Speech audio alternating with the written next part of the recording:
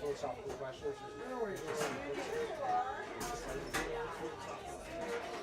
Native American.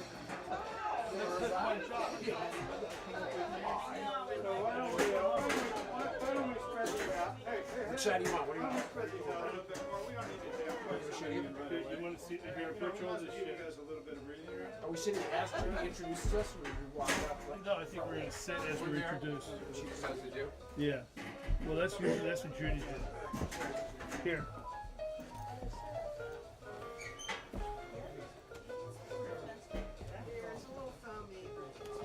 Here, these are questions. The only thing you might worry about is the handwriting. So we have, check it out, look at this. It's not the band right there. Oh, you did? Okay, great. That's the whole thing if you want it. Okay, I'll take it. Yeah. And then this is,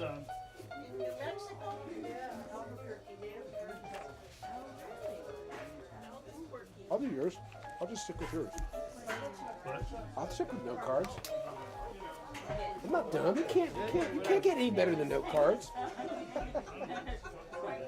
Unless you can't read the note cards. Here, this is what I'm reading. Okay. I've got, this is what I'm reading first. And that's got the singing on it. Okay. And then this is the second one, which may be too long. The second one may be too long. Too long. You Yes. want me to kick you if it's too long? Yeah. No, I can pretty much tell. It'd be great. Yeah. So. Oh, Sylvie. Hi, Sylvie. You know Sylvie? Okay, as I started kid of an audience, so folks, Oh, we're starting already. if you're vaccinated, you can have your mask off. So what about that? Anybody that doesn't want to be vaccinated, it's okay with me, I don't care. You all vaccinated? Sure. Yes, okay. Triple. Then that's fine, then it's all up to you.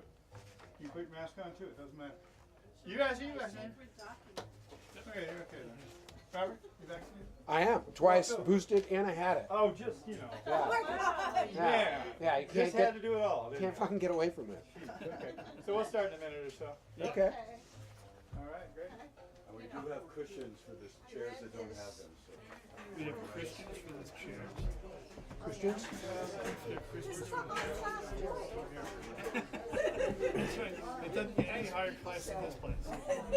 You got Christians, You got Christians, you got lions. cannibals. Yeah, but that's the competition. That's the competition. Got bears.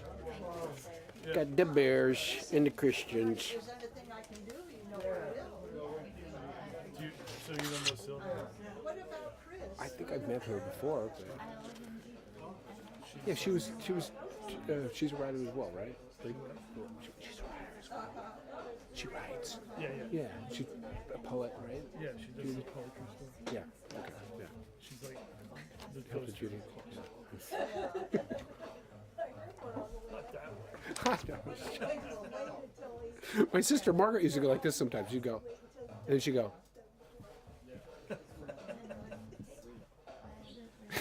Mix it up. One of Margaret's only good jokes. Really, if you think about it. Well, I mean, you know, it's between the ditches. Like at a certain point, well, I'm gonna keep this one here. At a certain point, you know, it just sooner or later, it just becomes your life, right? So her daughter just graduated from college. Yeah. But, you know, her husband's out of the picture, was a junkie early on, and blah, blah, blah. She's been teaching, like, Sonoma State now for, like, 20 years, 25 years.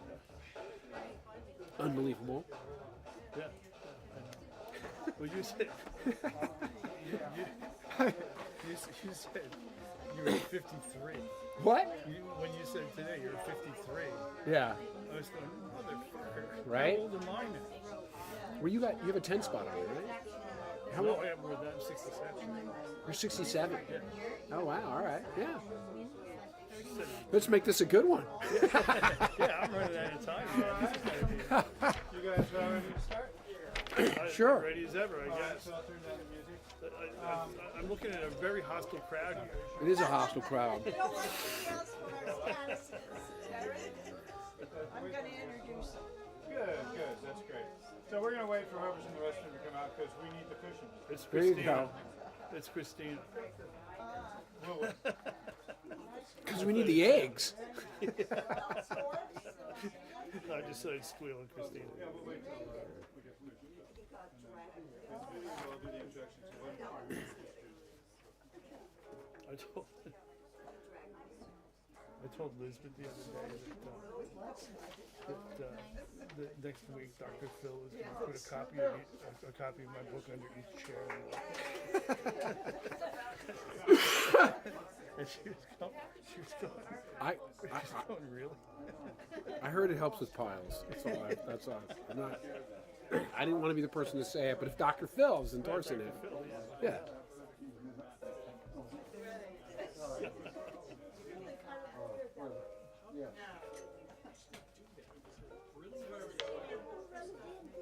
Am I closed up here? Groupies. I didn't hear that. So you know Lucy from SF Jazz? You know Lucy Faulkner from SF Jazz? Oh yeah. Yeah, absolutely. I'm good friends with Jan. Next week. Okay. She's really cool. She's the volunteer. Oh With yeah, her friends, you know, she's a cool kid. absolutely. Kind of kid. Very thoughtful. Older than you. What? I said she's not a kid. She's older than you. Older than 53? Yeah. What do you I know think it's hard to believe. the mean age is here? The mean age, probably 60, All these ages 65. are mean. At a certain point, right? Age is just fucking mean. So when you are introducing them, you'll have to be speaking into a mic. So we'll borrow I need Byron. a So you're gonna for the live stream to hear you. So where do you want to stand? We're over gonna here? pretend we're not You here, wanna too. stand here? Right. Okay. Then we'll put this over here, and then we'll move it back when you're done. They seem to be You linked. want to sort of hang on to your thing? Here, like this? Yeah, just so I can. Oh, I get see. out. And don't move it too far because then we got to readjust where it is. But Oh, okay. okay, so here we go for Well, the purposes of hearing beauty. And I think we'll do this here. It's not very tall because they're sitting down. Make her stoop down. That's going to pick you up fine. Oh, good. Okay. That's just going to be That- fine. oh, wonderful. Introduce those guys. you What? can. I don't know. I thought maybe they could. Yes. Yeah. Yeah. Maybe I should croon a tune. Do it. Yeah. You don't want me to do that. Go ahead.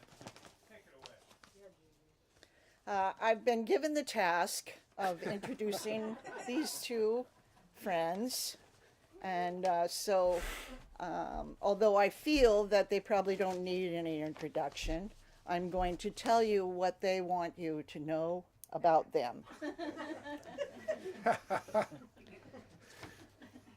I'll do Robert first. Robert Mailer Anderson is a writer, producer, activist, father of four, and ninth generation Californio.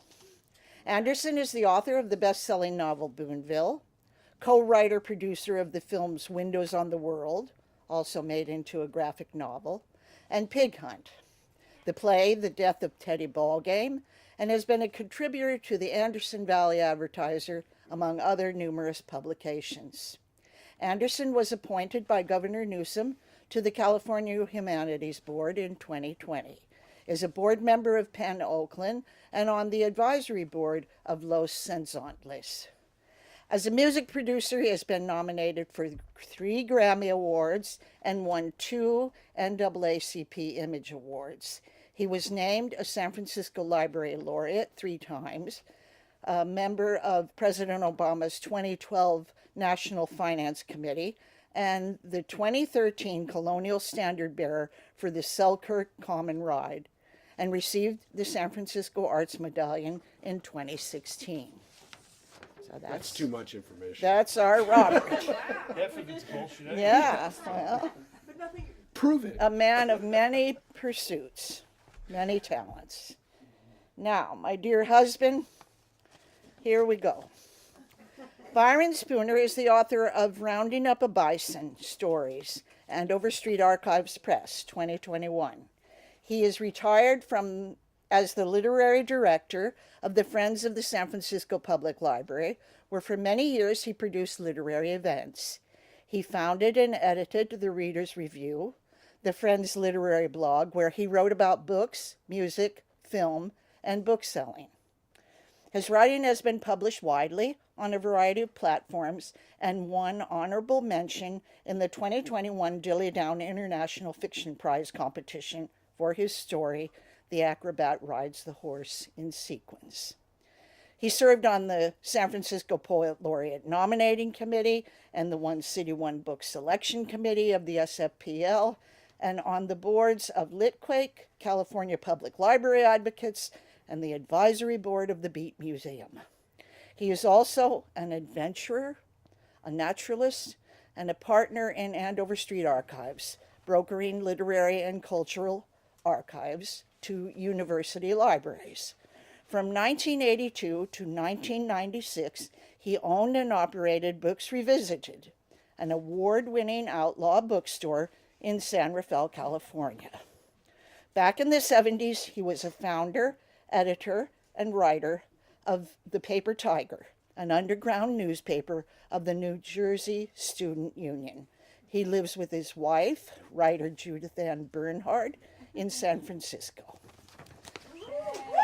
So those are our guys here, and that's what they wanted me to tell you.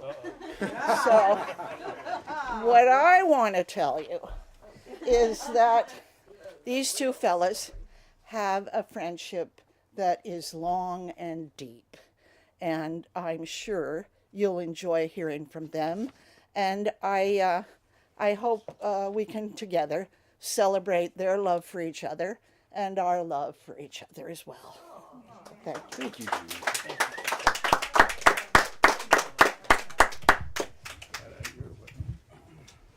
Let's get this in some kind of reasonable place here. We're not going to kick it too often.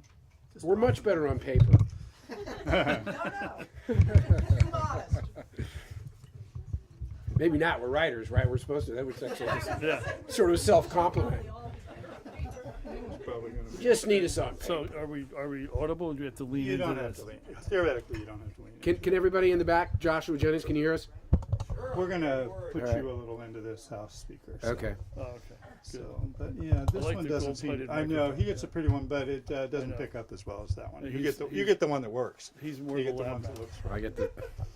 It works. I never get the good mic. It's Oh, a story of my man. life. Yeah, you know what can you do, huh? It is true. Okay. I know you suffer, so I suffer a lot I know.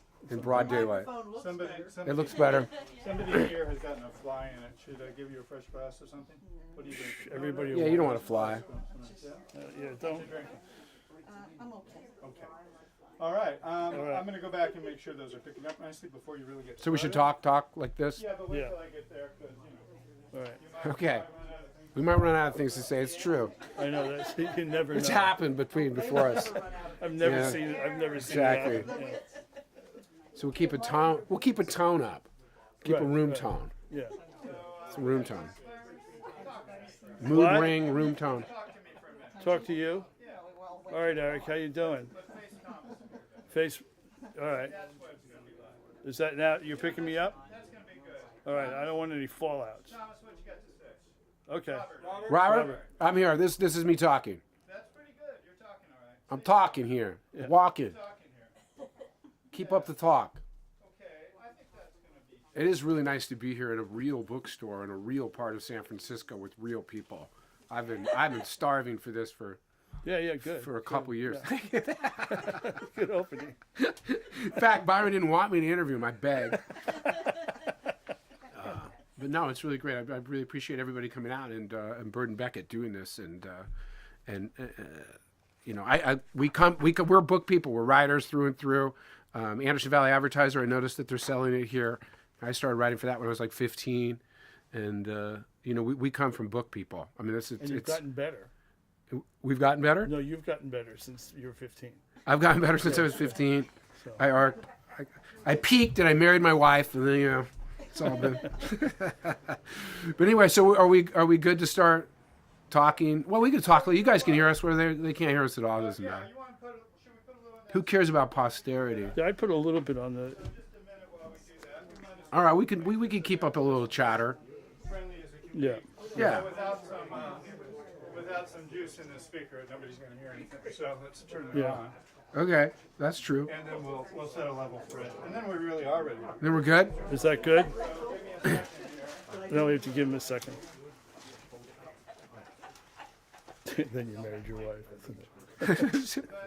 Rodney I Dangerfield. can't. I push it all to the front. Rodney Dangerfield said, "My wife told me she gave me the best years of her life, and now I'm worried about what's coming up." Yeah. Yeah. Talk to the audience. We're audience. talking to the audience. We love you. We love the audience. Right. Call and response. I was Right. call and response. We take tips. Say something. Okay. All right. Now. Leather, yellow leather, red leather, yellow leather, red leather, yellow Well, we leather. want to hear them actually. You want to hear the You say that now. He said, "Talk to the audience." Here we go. We're talking to the audience. This is feeding back a little bit. I'm getting a little feedback. Yeah, it's feeding back. Getting a little salt. We used to be compulsive shelvers. I'm looking at this area right here. Not trying to throw any shade. Just saying. I told I've been on one ladder doing overstock with these two. I told Eric he has to find somebody. What? We're ready. Are we Okay. ready?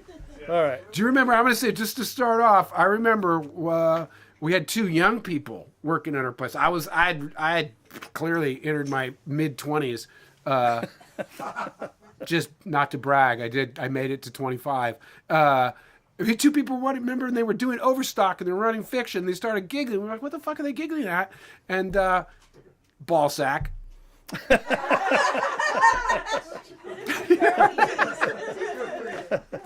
Never gets old.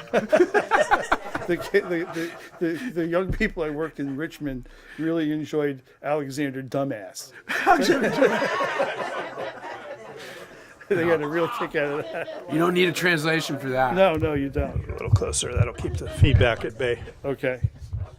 Small story on that one, which is kind of funny because so Three Musketeers is one of those things that we can talk about and we think about, and mostly I wandered to Raquel Welch, right? But I read that. I lived in Paris for a year with my family, 4 kids, and I read that to my daughter while I was in Paris, and it's kind of episodic, and it's super charming, and it's really wonderful, and it goes on, and then the end is just crushing.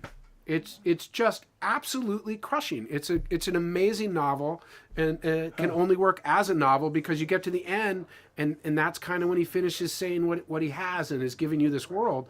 It's unbelievable. Huh, I never. Dumbass too, you know. Alexander Dumbass comes through at the end. So if anybody's thinking about what to read to their kids, that's There you actually man, that one works. So we're on. Are we technically? Yeah, we're all doing set. it. We're good. Okay, we'll jabber. This is a jibber jabber right here. Yep. So I've known Byron. We tried to figure this out. So we used to say like that I was 2 or something. We met in a park or something. Right, So right. we quit that. That seemed unseemly for the times. But I think I was you were like 13 or 14. 14, I think. Yeah. And you had opened up Books Revisited. So we're going on 20 years. Yeah, very long. Dog years, 20 dog years. Dog-eared years is what it is. Yeah, that's so. I've known you for a super long time, and then Well, it's Judy 14 minus 53 is 39. Well, there we go. I didn't know there'd be math, but yeah, 39 years, so almost 40 years, and Judy shortly thereafter. Right. And The real dispute is is how I remember it and how you remember it. how we met? Yeah. I don't remember. I remember basically bringing up a stack of like esoteric stuff between my father and I of jacketless Gore-Vidal, copies of Willowa, and putting them forward, and got the nod for whatever fiction, because we used to be really hard on the stack. You'd look through the stack and you'd shake your head like those people didn't know what the fuck they were reading, right? But we of course did. And then I remember you being there, and then I probably said something about the music, because Books Revisited was a place very much like Bird and Beckett, where there was constant music and like a huge maturation in terms of hearing new sounds. For me, I mean, back then, right? I gave you a cassette. Coleman Hawkins? No, Otis Spann. Otis Spann. I remember that. Yeah. Still that piano. There's still a cut on that Otis Spann where he's playing and you hear a slam and you realize he used to do a thing where he'd shut. Yeah. It's a percussive. Percussive thing. He'd shut the case open and then start playing again. Yeah. I really miss that. Thinking honestly too about all this. Like sonically, you would go to places. Clearly here in San Francisco, you go to Tower Records or Rainbow Records or record stores, but bookstores had their own personalities too. Do you remember when I think you weren't there anymore when the guy from ASCAP came in, and they told us we had to pay to play the music, right? And so we went around the corner. We went to see Billy O'Connell, the bartender, and Billy said, "Oh yeah, that motherfucker. He's been thrown at every bar in Marin County." And then they serve you with a notice that says you may have thrown our guy out, but you still have to pay. Throwing the guy out doesn't work. With a Polaroid of him there, right? Yeah. I mean, it's true. It's funny. I think of how influential you've been on my life in terms of books, via the books there and the conversations about books. You and Judy, but also musically, which we'll get into after. We'll probably get into we're, that, yeah. we're jibber jabbering ahead of time, giving you a little kind of jump cut to the conversation. Right. Right. We have file cards, but none of this is on this file card. Byron, by the way, used to have file cards, and he would do a whole like Bugs Bunny routine, because pseudo, barely tolerable people would walk in. I used to jock coffee too, but they would walk in. And you had like never put a quarter card out in front of your place, right? So quarter for a book. Anybody with a quarter could walk in and own your time. So they'd be talking, in and out of this world, and Byron would write on these cards like Bugs Bunny, and he'd kind of flash them to you, and it would be like screw and a ball. He'd go, screw ball. Anytime I think of those cards, I think of you that way. So, your childhood, My childhood. I'm not done with it's a little like Blade Runner here. Hey, what was your mother like? You want to know about my mother? But Jersey. Jersey. Jersey. What can I tell you? A scenic garden state. Yep. Upbringing. Beautiful, wonderful. Totally normal. 2.5 baths. Yes. 1.5 cars. 1.5 baths. Yeah. 1.5 cars parked in 3 slots. It was the people I hung around with, as we got into consciousness, not just playing in the backyard. Everybody I hung around with couldn't wait to get the fuck out of Jersey. It was just unbelievable, right? But there's a website from my high school, right? And you go on this, or it's a group on Facebook or some nonsense like that. What's your hometown and what's the hometown high school? Teaneck, New Jersey. Teaneck High School. Who's your rival? Our rival was, I forget. I wasn't really into sports. I was I was with the guys with the long hair and the bell bottoms. I didn't care about sports. So, but anyway, you go to this thing on Facebook, I think it is, and everybody goes like, it was such a wonderful place to grow up, and I'm so happy I grew up and have all my friends, and it's like living in some Disney movie, right? I'm like, this is not at all where I grew up, it just wasn't. Facebook changed their name. I know they're now Mega or something. I'm just saying they're not really reliable for giving us the truth. I know. Facebook turns out Zuckerberg. But no, it really yes. It's like where Zuckerberg grew up. It's this whole, So anyway, my father was kind of a madman and couldn't hold a job. So we spent a lot of time with the old man kind of, sitting around the house, bitching about his last employer, driving around in cars that didn't work. And it was really an upper middle class neighborhood where we grew up. And he had just bought this house that my mother told him from the beginning he couldn't afford. And then we were saddled with these immense mortgage payments that he couldn't make anyway.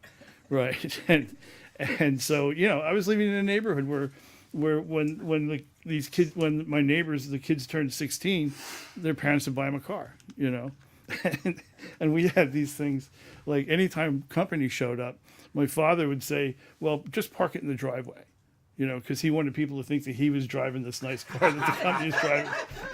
It wasn't this piece of shit that's sitting in front of the house. So what years for high school? Like I graduated high school in 72. 72. Yeah. So, and we got, I got involved in high school. I had a lot of fun in high school because I got involved in student politics, student union, the anti-war movement, some of the farm workers union, because Jersey is the Garden State. There was a lot of agriculture in other areas of Jersey, and I had a lot of fun. And I had a group of kids that I hung around with, and it was really nice. And prior to that, I was just like the biggest reject in the school in the history of the New Jersey? school system. No, the school system, not New Jersey. In the history of teenage. Yeah. I don't want to make claims that I can't back up. So a lot of douchebags. So yeah, there were. So anyway, that was sort of my upbringing. I started working. I had a paper right away, you couldn't have a paper before the age of 12. So the day after I turned 12, my old man took me down and, you're getting the paper route. And it was also one of those things where there's a lot of competition for routes, but my old man, he knew a guy who knew a guy, who could get me to the head of the line. So I started doing that. And then I really worked until about 2 years ago, pretty much nonstop. One thing after another. I worked in a pet shop. I worked when I was in high school. I worked. Imagine the Hudson River in January. It's like half frozen, right? And I worked inside the hull of a ship, right? And what we were doing was scraping all the rust off the inside of the hull, which and like 2 inches away is 15-degree water, right? And then we're painting it with this stuff called red lead, which is which is now Vince is smiling. Yeah, red lead is now used to by exterminators, I think. It's just I did all kinds of stuff. Working class background. Just yeah. And so you're asking about who the rival was. I didn't have any, after school. I had to work. There's never anything. Like going to the but game. Your dad knew a guy at the paper route, so you pretty much exactly. You're golden. Right. And that was really the only time. Right. Not like my children, really. But it's not. That was really the only time that knowing a guy who knew a guy. Right. Did me any good anyway. Yeah. That's sort of the end of it. The funny thing is, so our fathers are kind of similar. Your father was a madman. Yeah, my dad was a madman too. But the interesting thing about, say, the generation prior to us, especially I think if you're working class, is you do know your cars and stuff because you know what you don't have. So there's seriously, you can say you're not part of a pecking order, but and you see that in your fiction. You see that in the stories very much so. That you're very, very well aware of the pecking order and the stack that's leaning on your fucking neck. Right. And I'm sure you had more than one person that didn't give you your $2.35 for the newspapers. Right. Oh yeah. Oh, and my mother knew everybody on the route, and so my mother said, "Well, these people and these people have fallen on hard times, so don't force them to pay." I'm going first of all, it's like $2 a week or something, and also that comes out of my pocket, right? I got to pay for that. So anyway, and your dad didn't raise any chumps. No, but anyway, and he was like, "I don't want to hear you asking me to drive you around on this route. It's your route." But then occasionally you get a snowstorm, and we would sit on the back of the he had a station wagon with a gate that went down. I'd sit on the back of the gate, and he and his friends would be up front with a flask and drive me on my paper route, and I'm throwing them off the tailgate. He'd say, "Don't fall off because I don't want to hear about it from your mother." I bet it was the Ramblers had those. Also, the Plymouth Fury. My father ran a home for juvenile delinquents, and my dad had a fleet. I just mentioned this casually because we've known each other for so long, and He had a fleet of what? a fleet of shitty cars. Well, yeah. No, the Hornets. Dodge Darts. Yeah, and then my grandfather had Hornets. Hornets, and he got police auction cars. There were different color for every county. Because Alameda County, they all had these different Easter egg blue, Green Hornet, which was pretty fucking nice. They had the weather eye. Do you remember that in the car? They had a weather eye. It was the air conditioning system that said on or off, on, desert only. Yeah, okay. That was the kind of shit. My old man had a 54 Chevy Handyman, right? And it's this big thing that looks like it's inflated. It's got the big fenders and all of this, and it was painted like green, and then it had cream-colored trim around the windows, trying to make it kind of look like a Woody, And when you looked, and he brought it home, we were all going like, "Wow, what the fuck?" And when we got up close, you could see that it had been painted with the house paint. And you could see the streak marks, especially in the cream, because they tried to paint the cream over some darker color. So anyway, that was the paint job. It's hard not to go to Bruce Springsteen and you think of that song, "Used Cars," right? Yeah. Brother, if ever the lottery I win, I ain't ever gonna ride no used car again. Yeah. Right? That's Yeah. So then childhood pushed you to cross the river. Yes. In around 72? Yes. At the right slamming after. of the door for high Well, school? for a while, I just I hung around after high school and worked and brought home. I basically supported the family. I was the big breadwinner at that point. I was driving a truck, and that was your Chippewa name, actually, right? Big breadwinner. yeah. Sorry. And so that was, and I got sick of that. So I started moving to New York, and I got an apartment in the Village, and I always kind of felt like I was destined to live in the Village. My old man always wanted to take. He would take us there, and or me especially. We'd go into the city. He'd be looking for work, and we just wander around and visit bars and have lunch and get a haircut and do all this stuff. And when you're a kid, you're going like, wow, this is fabulous. And I always sort of felt I was destined to live in Manhattan. So when you say the Village, West Village or East Village? I started in the West Village and then I moved to the East Village. So in 70. So because I think I also then CBGB's, Lou Reed, like when I lived on St. Mark's Place during that time, and CBG was like 3 blocks down the Bowery. I lived off of Elizabeth and Houston, so it was still going. Yeah. I couldn't afford it. I've actually only ducked my head in one time. Well, it's like when you think about. I used to go to the Fillmore all the time when I was in high school, and the seats. The really expensive seats at the Fillmore were $5.50, right? $5.50, $4.50, and $3.50, and often you bought the $3.50 seats because you couldn't afford the $5.50 seats. If it was 2 of you, that was $4 more to get in. Right. And CBGB I think was like $2 to get in or something like that, and then maybe when you were there it was more, but and then you had to have a drink, which was never any problem. Not that we have somebody in the audience that would know, but what was a Warriors playoff ticket in 1975 that you could walk up and get? What would that be priced at? I have no idea. $8. Who is that, Joshua? Yeah. Exactly. So four. But that's an amazing time to be there. Yeah. And still at the Village, so it must have still been. I mean, that's New York in the 70s. Yeah. So tough. Did you? But in the Village, did you have to keep? You get mugged. Yeah. Yeah. Yeah, I got mugged. Keep money in one pocket and the mugging money in one pocket. Yeah. I think in the book there's a story where my old man told me that you always kept $5 in your wallet for the muggers, and then you also there's this sort of urban myth that you should carry a cigarette with you, right? Because the deal was if someone came up and asked you for a cigarette, you gave them the cigarette, they would walk away. If they didn't, they would kill you. Right. I thought it was because you might get laid. No such luck. Give somebody $5 in 72. Right. No.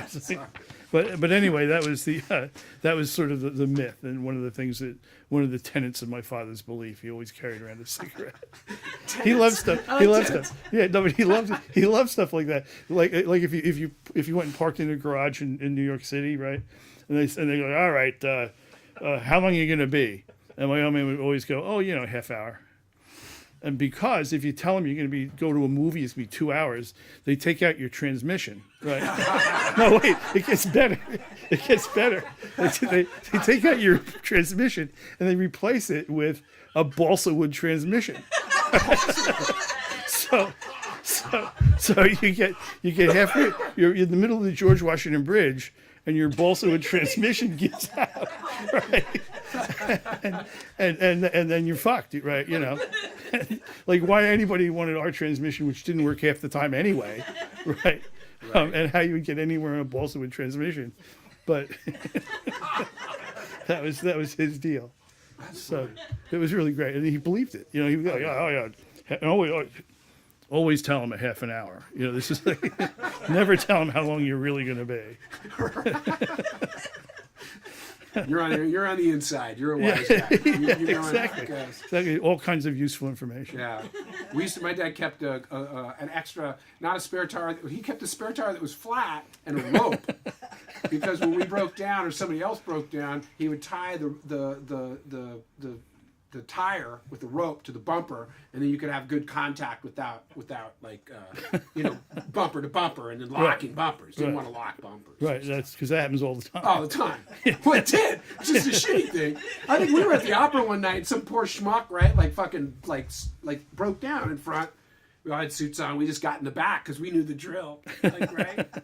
I mean, that's partially. That's what I love about your writing and the characters. We're back to that. Okay. Well, some people would call it a segue. But no, I mean, it's all about writing, right? I mean, you're taking from your life and tone and dialogue. You're for dialogue. So there's a quote that I couldn't find. That's basically like anybody who lived in American childhood has a lifetime of material to write from. It was Proust. That's right. Sorry,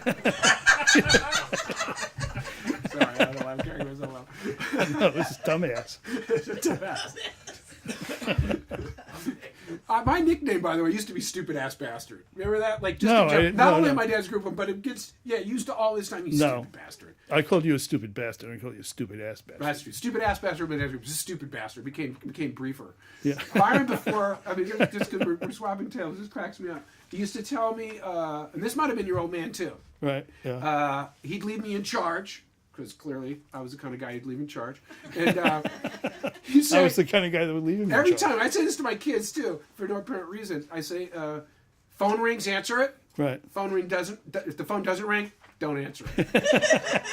That was it. And you guys would leave me a tall boy and a little Bushmills. Yeah. And I would smoke cigars and play music. Yeah. But that's all our fathers, I think, in a way. That my mother was the phone ring answer it. Oh, that's your mom. Yeah. When my mother died, we all went to Oklahoma and we met with this priest or reverend or whatever the fuck you call him, who was going to run the funeral. Depends on what religion you are, of course. Well, we don't have any religion, and the minister didn't know. The minister didn't know who she was, right? And so he asked me, my brother, and my sister. He says, "Well, give us something good that I can say about your mother." And we all sat there. Silence. And so, That's rough. and so anyway, You're the one that's supposed to speak to God. Exactly right. What's the matter with you? Yeah, and so we had a conversation, and the minister got up and he says, "Well, I met with her children, and they said if the phone rings, answer it." Wow. Yeah, Unless it's death, then you don't let that one ring. that's all we could come up with. That's rough. That's rough. It was. Yeah. It was. Yeah. that makes me. You guys knew my grandparents stuff. It's very funny too. Yes, I'm we laughing did. just because it's super. It's old home week. Anytime it's funny to have cards to ask you questions. I know. We haven't used these things at all. Yeah. I worked hard on those cards. I know you did. That's why I'm trying to stick to it. The tone of your story sounds very. I can't read your writing, so there you go. It's all right. So just skip it.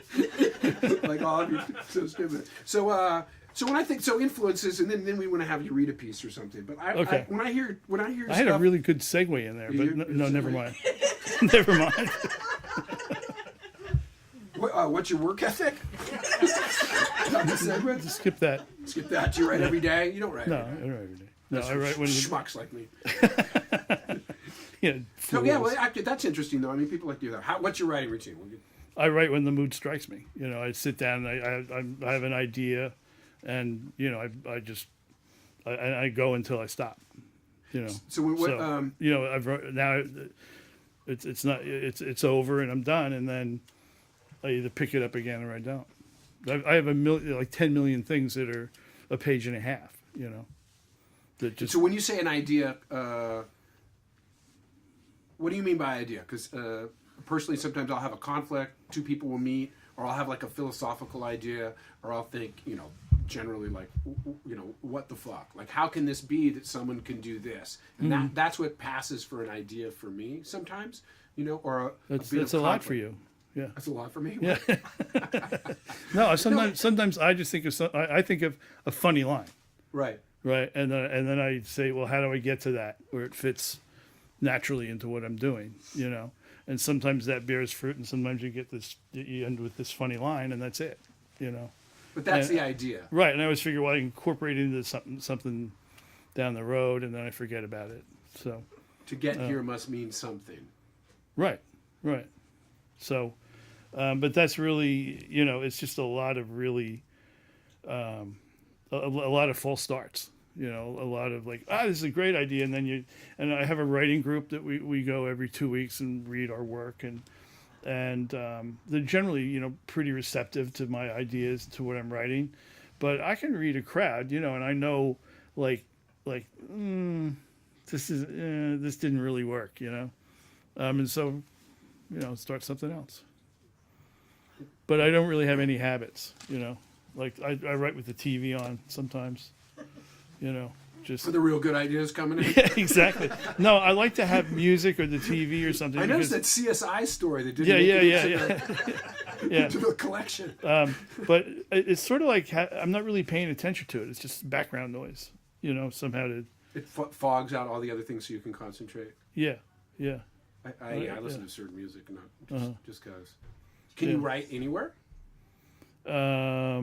One thing I like about having a phone is that I can you know just take it out and go da da da da da, and I'm terrible on those tiny little buttons, but I hold on to a lot of ideas that way.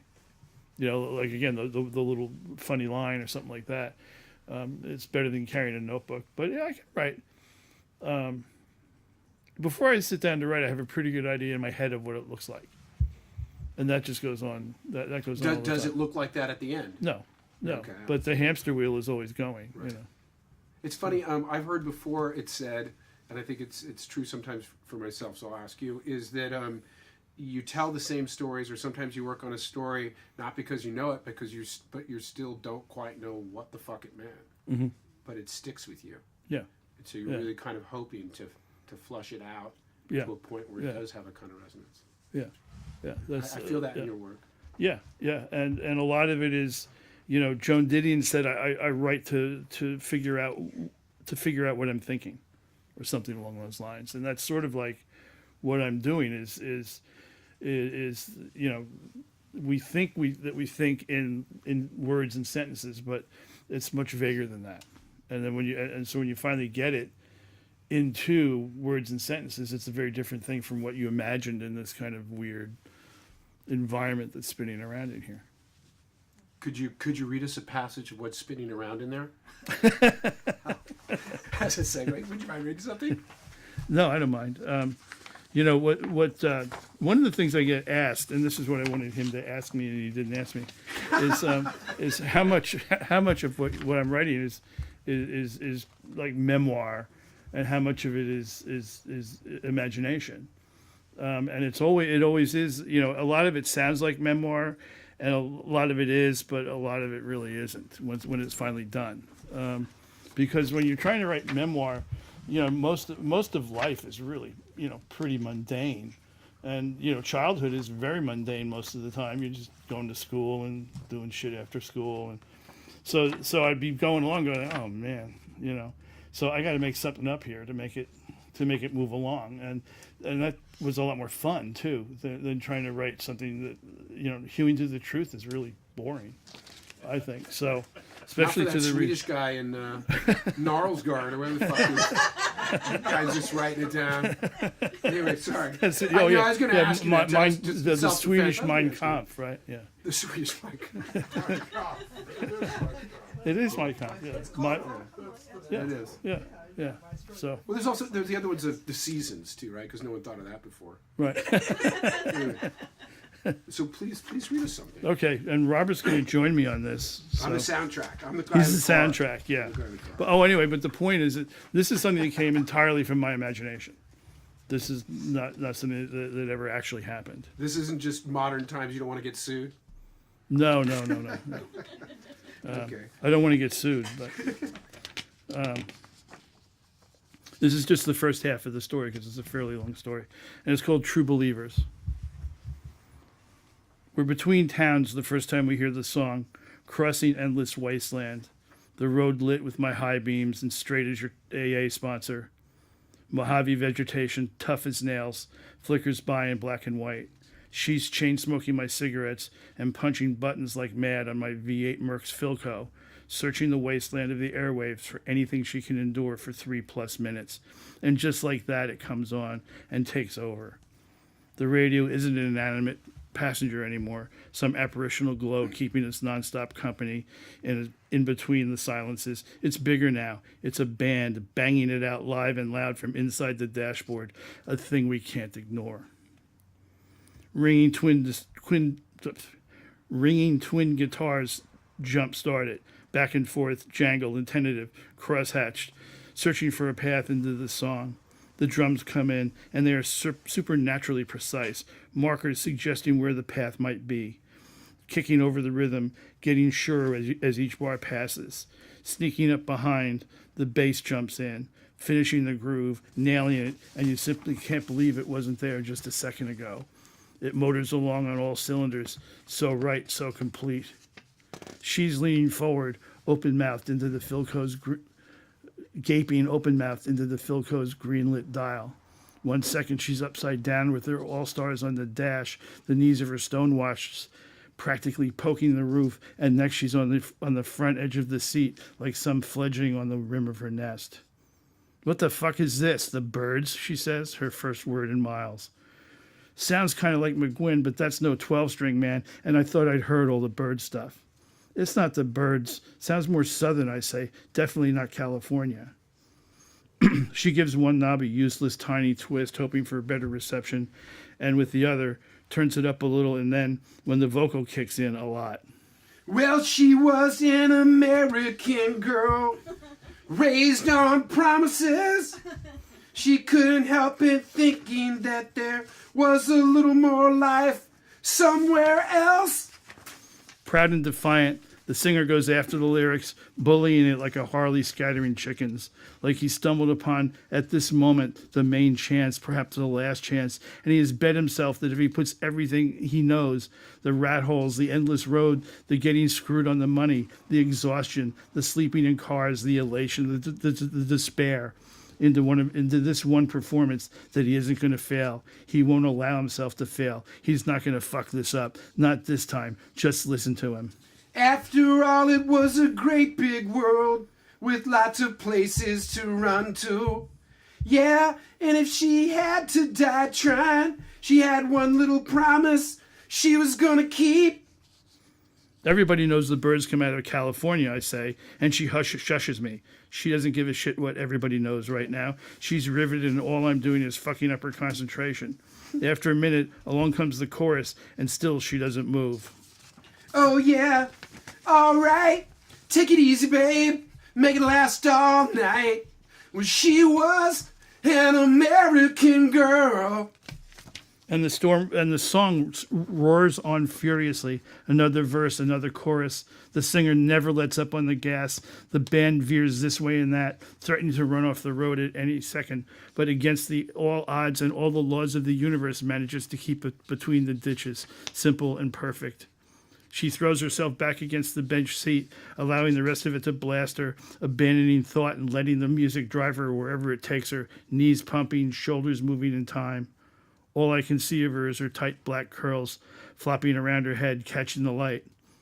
Shake it up, baby, I say. Twist and shout, she says.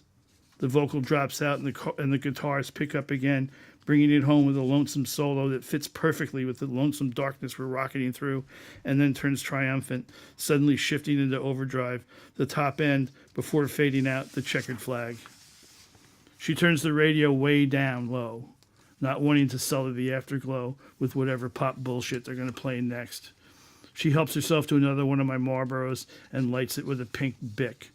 Back to silence. That is the single greatest fucking thing I ever heard, her voice quavering, smoking post-coitally. We absolutely, positively have to stop in the first one of these shitholes big enough to support a record store, she says. I think it's pretty great too, but not enough to stop for, even if we could find a place open at 1 a.m. Count on me, I say. I feel like the first time I heard like a Rolling Stone, chills, goosebumps. Yeah, I can hear that, but only not as wise ass as Bob, I say. A lot of people remember their first time losing their like a Rolling Stone cherry. It's like your first beer. Or the Kennedy assassination, she says. That too, I say. I'm less stunned than she is. Her level of enthusiasm is out of my reach. But I definitely want to hear it again. Make no mistake. Man, if I could get hold of it, if I can get hold of it, I'm going to give it to everyone I know, this record for Christmas. Wherever I end up for Thanksgiving, I'm going to play it there. All day, I say. All day, Honcho, all day. Around 2 o'clock, 4 or 5 miles short of Boron, and with Barstow long ago faded in the rear view, she says, let's stop here, and I slide into a dim, moldering trailer park with 3 or 4 falling down tourist cabins strewn around the gravel lot, like a conference of hobos. We had $48 left between us when we counted up our cash this morning before we left Albuquerque, and we paid for the cabin out of that, $15.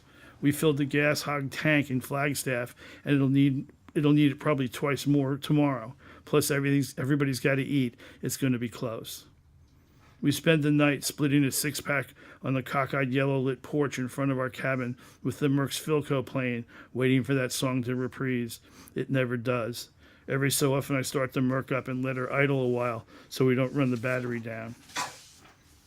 Hauling through Boron, bleary with the sun coming up all dusty rose on our right, and Edwards Air Force Base on all sides and above us. We blow into Mojave for breakfast, the only open restaurant in the entire dump.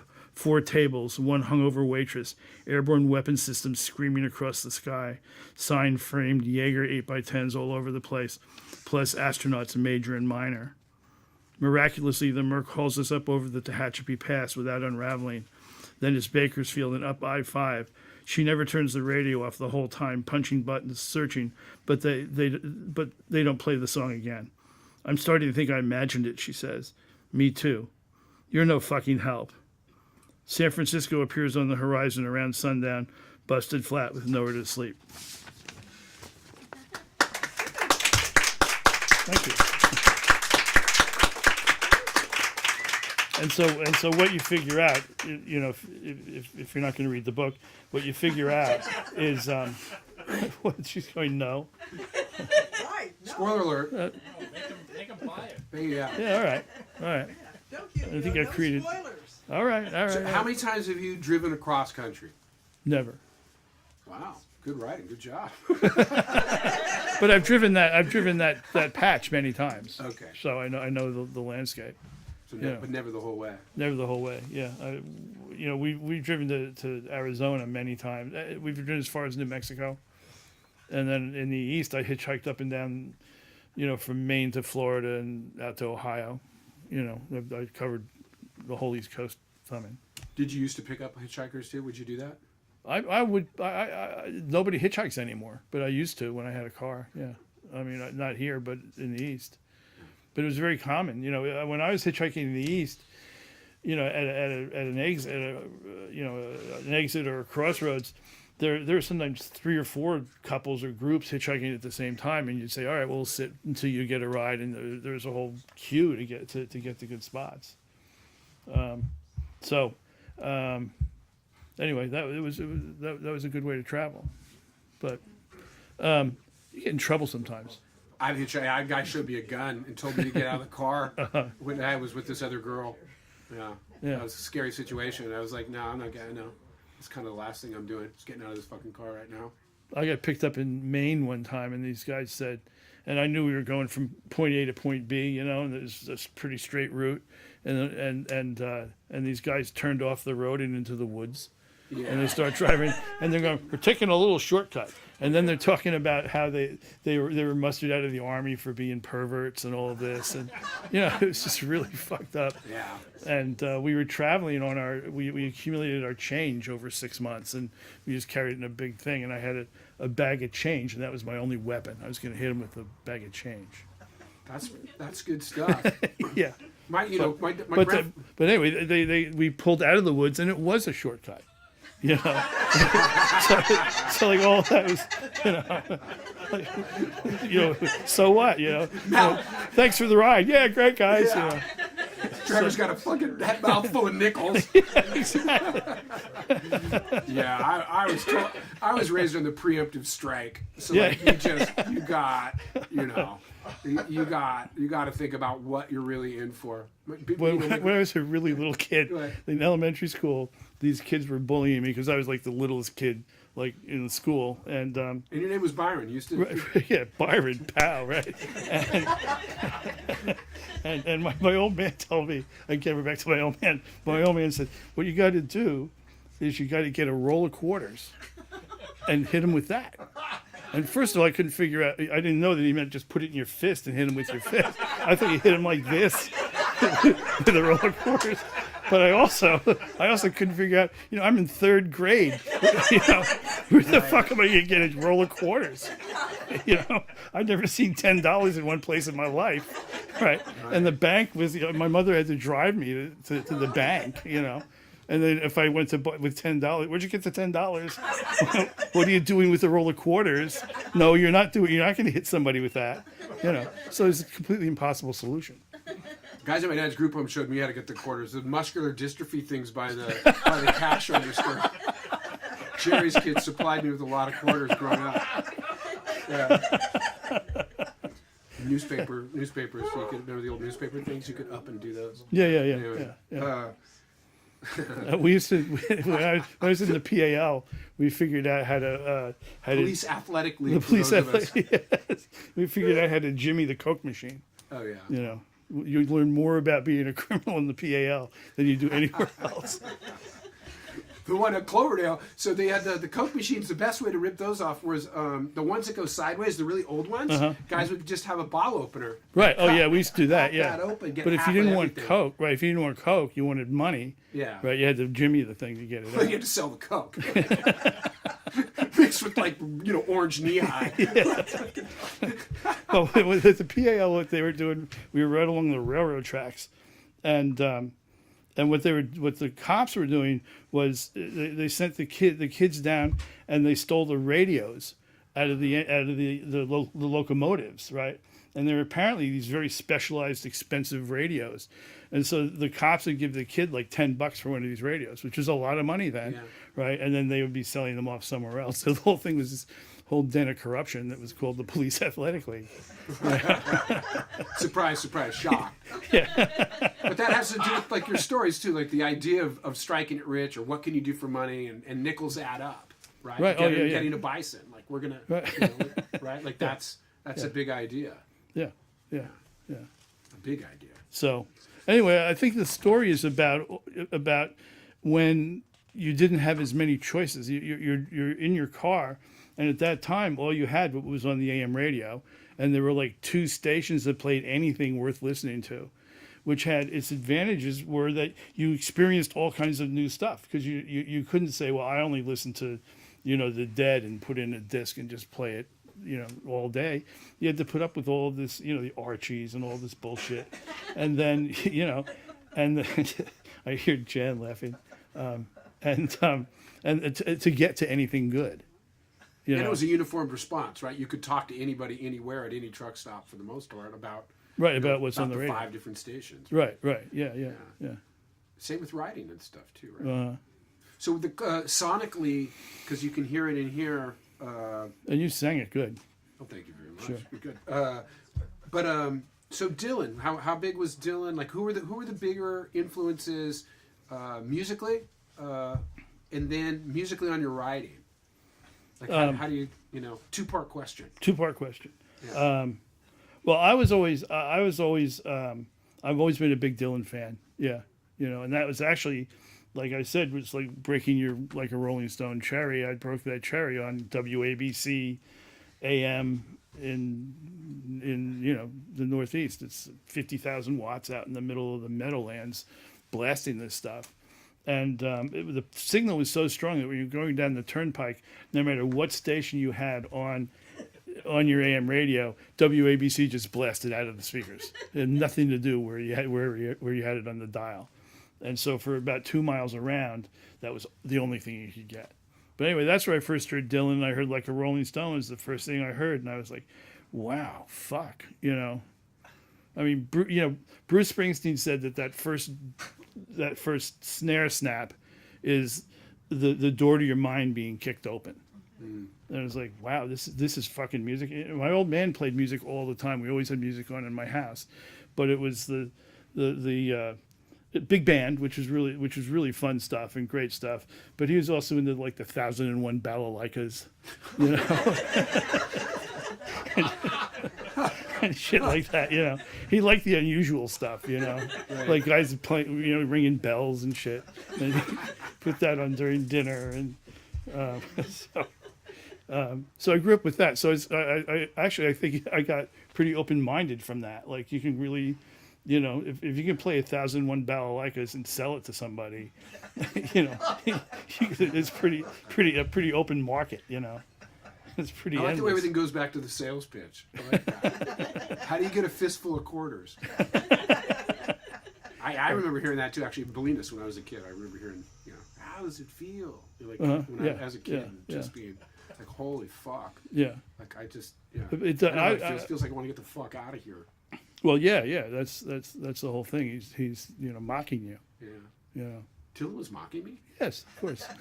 Fucking Zimmerman. But I'm also I also really I'm a big rock and roll fan. So I just like Tom Petty, and I like the Rolling Stones. I like just just go for it. Like just make a lot of noise and hope it sounds good. And that's a lot of my, and how wide ranged I am. I listen to all kinds of stuff. I like good jazz. I was thinking about the rhythm of the writing, and I think about it all the time. How do I get the rhythm? And you were telling me, and Judy always tells me that I read too fast. But when I'm reading and when I'm writing, what's going through my head is something really fast. Right. And it's got to have that really fast rhythm. I think about like Coltrane playing. I think on Giant Steps. I think it's Countdown. Do you know, Jan? Da da da da da da da da da da da. And he takes this insane solo. That's like all 30-second notes, and that's how it sounds to me when I'm writing it. It's how it sounds to me when I'm reading it, and I have to deliberately slow down to not have that rush going by. But that's the sound that I like, It's a good feel too. It is. So, but it takes a long time to get it to sound like that. And so then, writers-wise, I mean, I think of Richard Price, and I think of Richard Russo. Right. Right. I think of the milieu, I guess, of Carver or something totally different. Carver's kind of style. okay. I like it's a different approach. I like stuff that has the you mentioned Richard Russo. I'm a big Charles Portis fan. because like Charles Portis is the greatest writer of first paragraphs ever, right? Because it lays out like this is what the book is going to be about. This is the tone of the book, and it's always mildly absurd, and usually pretty funny, you know. And so you get the idea. I'm on a ride now, you know. Well, literally with him too. Right. Norwood and Right. and True It's Grit. a lot of and it. Masters of Atlantis. Yeah. What's the one that goes from like Florida to get his truck back? His Yeah, girlfriend. yeah. His girlfriend leaves him with his Gringos. Is it Gringos? Is it? Dog of the South. Dog, Dog yeah, of the yeah, South. yeah, He yeah, goes to yeah, try to okay. catch him, and But Gringos, they also go into Mexico. yeah, Yeah. yeah. There's always a small injustice that someone goes way the fuck out of there. Oh yeah, yeah. 50 Well, bucks. in Masters of Atlantis, Well, that's- yeah. Lamar Jimerson, one of the great names in fiction, like Lamar Jimerson, he goes to Europe and he's with the American Expeditionary Force in the balloon section, right? and he spent a couple of years running around at one end of a very long rope. And you go, okay, you know, this is going to be fun, you know, this is going to be crazy. So I like it to have some humor, you know. I like David Gates, you know, has a lot of humor. Like you mentioned, Richard Russo is very funny. He's less funny now than he used to be, but his first few are very good. Once you hit the campus, it gets tough, I think. Yeah. He sort of starts running out of ideas. Straight Man's actually not a bad campus No. novel if you have to do it. The latest one is terrible. It's called would never Chances do Are, and it's really. I read It's the all whole about Johnny goddamn. Mathis, the hometown Yeah, hero. it was really not good. Yeah. So, but anyway, he's But yeah, the parts of like say Nobody's Fool or something, right? That kinda Nobody's go Fool is on really good, Is yeah. really good, right? Yeah, That's yeah. all the inside stuff that you're my talking my about. former business partner met Richard Russo, and he said, "Man, you write great idiots." and, and Russo was like really flattered by that. Yeah. You know, so he writes great idiots. So you know, there's a particular book that stands out for me is Alice McDermott wrote a book called That Night. Sure. And everybody that you're talking to reading it, they come back and you say, like, I say, Robert, man, this happened in my hometown. And then you read it and come back and go, no, it happened in my hometown. And it's almost universal. Everybody thinks it happened in their town. Their So- period of life, Byron, you want to tell us it's about a woman who gets pregnant and then sort of disappears, Right. and Right. to have the pregnancy being taken care of off screen, and a Right. younger girl trying to figure herself Right. out, right? Right. Yeah. Yeah, that's one of the. Well, I think the Judy Probably gave it to me. Yeah. Yeah, exactly. Yeah, I think so. One of the things I love, I always tell this sort of story, but like it is very funny that we used to at Books Revisited, where Judy and Byron ran their bookstore. You know, we had all these conversations with people, and there would be like a lesbian poet, and there would be, of course, like like an Asian novelist, and there would be like a Latina like revolutionary, and there would be a mystery writer, right? But those people ended up being Amy Tan, Kay Ryan, Isabel Allende, right? Yeah. Martin Cruz Smith. And so when we were pushing the books back and insulting them and stuff or having these conversations, In the back drinking, totally, they really, I mean, they clearly knew their shit, and, Right. and they took it as kind of we all did, really, like that this was sort of life or death. Yeah. I mean, I've taken it serious my whole life. I know you have as well. I got to tell you, when at Books Revisited, Judy and I are on our second date, right? And we have a poetry reading. And the first guy gets up and he's reading a poem about his father dying, and he's crying and blubbered into the paper about his father dying, And then the second guy is a fisherman, right? And he brings along this big tub of bait, right? And while he's reading this poem, he's throwing these dead fish out into the audience, right? And they're all over the floor, and it smells bad and all this shit. And then the third one was this woman who had spent like a long weekend on the Navajo reservations, and she was upset because the planes coming at LAX were going over their reservation and fucking up their ceremonies and all of this. So she had this tape made of the jets flying over, right? And this is my friend George who was running the tape, and then she got she got at this tub of Navajo mud, right, and started passing it around. We were all supposed to rub it on our face, right, and then she starts stripping down, right. So she strips down to her bra and panties, and then she's got mud all over herself. Then while she's reading the poetry, it all dries and starts to flake off, right, all over the floor, and then everybody kind of packs up. Right, and there's me and Judy like sweeping up this mud and dead fish and shit. And that lady was Lady Gaga. Right. Yeah. Had to be outdone. But anyway, oh yeah, and her poem was like I am mud woman, I am mud woman, I am mud woman. Worship me, I am mud woman. It was just completely insane. I remember the self-help There was no section Amy got Tan in there. Short shrift. There was a lot of stuff that we were not into at that particular time. Yeah. Self-help. Yeah. At the time. We can use it now. I read it all the time. We were favorite section now. we were next to the Dawn Horse bookstore, which we named Crackpot Central, right? And people would come in and they'd say, "Is this the metaphysical bookstore?" We go, "No, it's the real bookstore." Is this where the psychic fair is? And I would go, "You have to ask." and also people would come in and they would say, "These are complete strangers." People I couldn't pick out of a lineup, and they would say they'd say, "Well, I've been working on my self-esteem." I would go "Yeah, I can tell," or I just went in for a cleansing. Please, no, way too much information. Now I jump in. I have to admit, what's kind of like seeds and like old coffee? Like what kind of cleansing? I'd be, But anyway, we had a lot of fun. We did have a lot of fun doing that stuff. Anyway. So, as we move to, you're way off the file we're cards off the now. file cards. Yeah. I feel like we should ask some questions from the audience.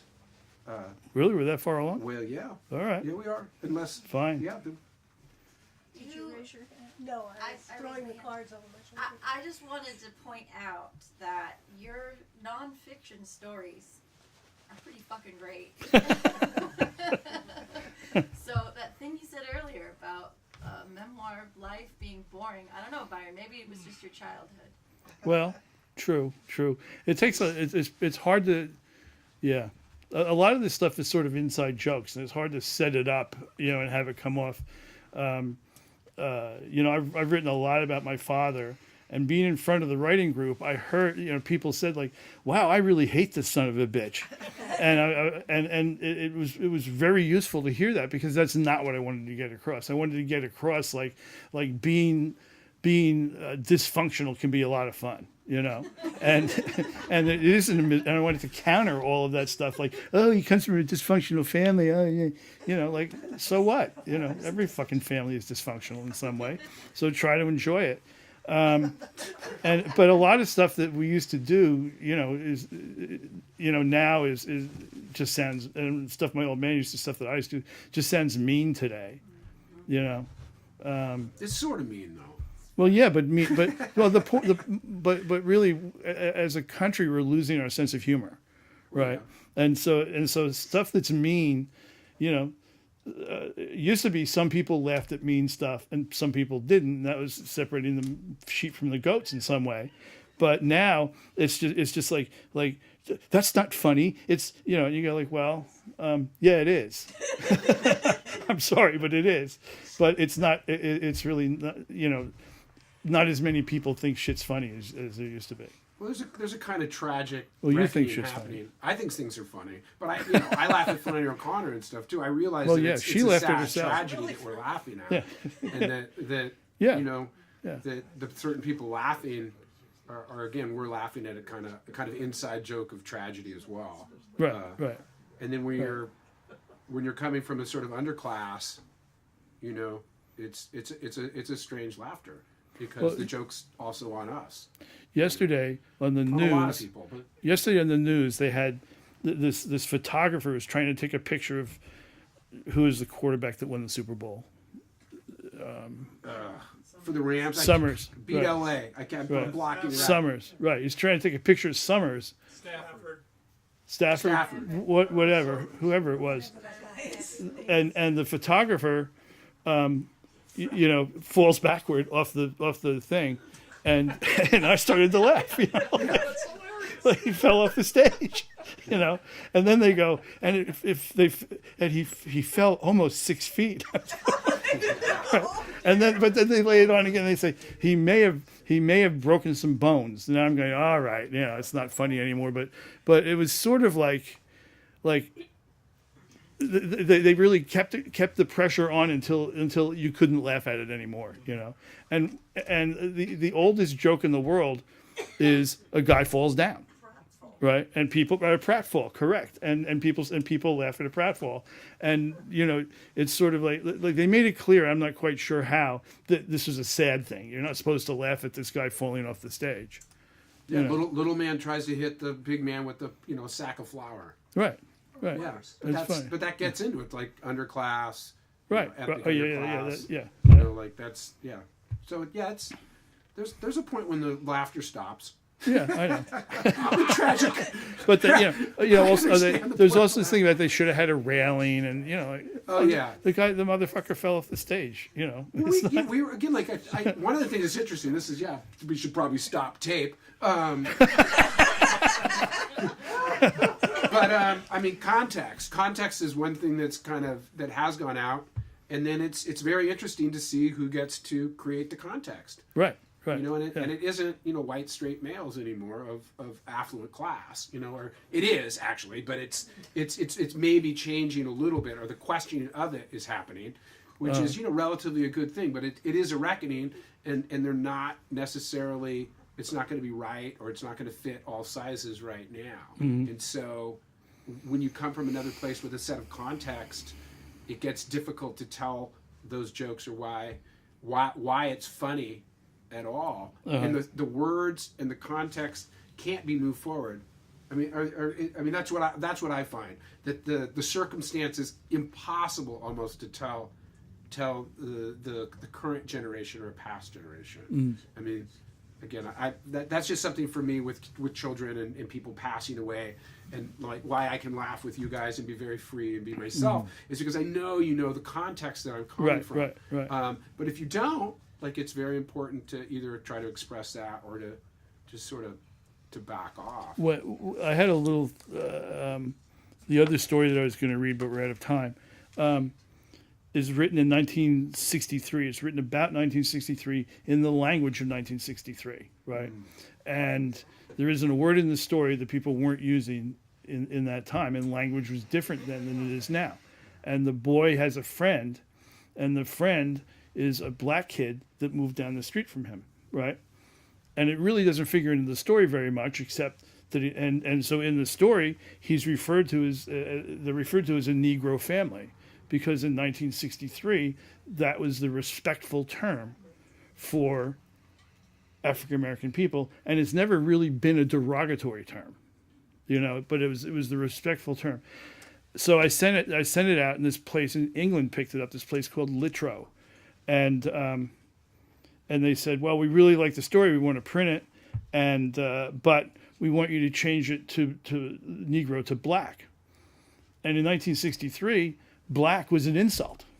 You didn't call African American people blacks because it wasn't as bad as the N-word, but it was not done. And so I thought about it, and I said, do I really, what's the beef here, right? And I figured out, they're just afraid, that out of the 200 people that read their online magazine, and the 7 people reading that magazine that read my story in that online magazine, one of them may be offended by this, so they have to, and they're terrified of being of offending anybody in any way, shape, or form. So I said, is this the hill I want to die on? And Did so you explain to them that? Oh, yeah. And they weren't going for that? No, they weren't going for that. And they also had me lined up. They were gonna do an interview, and they're gonna publish the story with the interview, on their website. to correspond with the publication of the book. It was a big deal. Did you tell him that Ishmael Reed prefers Negro to this day? No, I didn't even know. I didn't know that. But There's Splinter. Yeah. Yeah, But yeah. It's but it's a anyway, I different wrote to thing. him. I said, if you must, you know, and the interview went away. The correspondence with the book coming out went away, and all this, and they changed it. So it's weird. It is weird, but I mean, with the dominant paradigm is you can say whatever the fuck you want for so long, and it was pejorative and shitty for so long that people are Right. starting to check it a little bit. Right. And then, Right. of course, they're not really checking the larger corporate mouthpieces too much because they can't be. Right. They're Right. just, they continue to crank out shit, and anyway. Well, On a cheery note back there. Mr. Spooner, in that same vein, on page 96, you use a word that cost the Mendocino school board supervisor his job. And I wanted to know whether you took any consideration when you used that word on page 96. Well, I didn't intend for him to lose his job. Okay. No, the word's niggardly. I want to know, did you pause for a moment and say, was there a better word you could use, or did you just say, damn the balls, go straight ahead? No, I just went straight ahead. It's niggardly is a whole different thing. It's a different word. It's Niggardly, right? And it has nothing to do with race. It has nothing to do with derogation of anybody. It's just it's an English word. So I didn't see. I figured somebody along the line would bring it up somewhere, but Plus, you're talking about fiction too. That's the interesting aspect. yeah, but it's not. It's But these are not you or necessarily your opinions. These are accounts of other people for the sake of storytelling. This like, is trying to relate it's sort of like Woody Allen walking down the street with Tony Roberts, right? And he's Jewy, Jew, and they sound the same, but they're not the same word. There's it's sort of silly. Yes, It Esther. has to do with the absolute lack of gatekeepers. So everybody's kind of a self-appointed gatekeeper now, and a self-appointed critic, and a self-appointed editor, and a self-appointed, it's, Yeah, I think that has a lot to do with it. I think that the whole idea, like in Texas, they're passing laws that if a parent objects to a book in the library, I think that they do they have vetoed to it. read the book first? No, they can just object to the book, and it's taken off the shelf, and that's completely insane. This person may not be able to read, for all we know. That's the other side of the different coin, though. That's people who don't want anything about transgender. Right. What she's saying. Here's a self-appointed editor, some mother who doesn't know, who's never read the book, doesn't want her child to see it. I mean, I think. But there is, and well, this is your interview. This is There the are first corporate time. voices that are pretty goddamn loud that edit pretty much anything you want to do because things have monetary discussions and. Well, true. And if you yeah. look everything from whatever slavery right through redlining to Jim Crow to our prison system, there's inequities that need to be straightened out, and some of that's going to be language, and some of that's going to have to do with the stories we We've been tell. talking about that for a long time already. I mean, Yeah. that's not a new subject. It's a new subject with certain people being allowed to have, say, a little bit more of the forum. It seems like. Right. I don't know. I mean. I think it's a good We thing used to that talk people have about more. her story Right. at Stanford. With Angela Davis. And Right. Yeah. Right. And I, again, like to my own thing, like I would laugh at something like that as a child, and now I'm thinking, fuck yeah. Yeah. No, me too. Yeah. Absolutely. Because it seemed to my kind of ears of whatever else we were listening and taking in, and then that seems like it makes total sense. God damn it, Angela Davis makes total sense. It's great. She's great. Anyway. Yeah, we saw her at SF Jazz. She did a. I worked for a listening long party. time to try to get her on the board. My parents actually, marched at at the Marine Civic Center to try to free her and stuff as well. But yeah, My parents didn't. My grandparents didn't. Any more questions?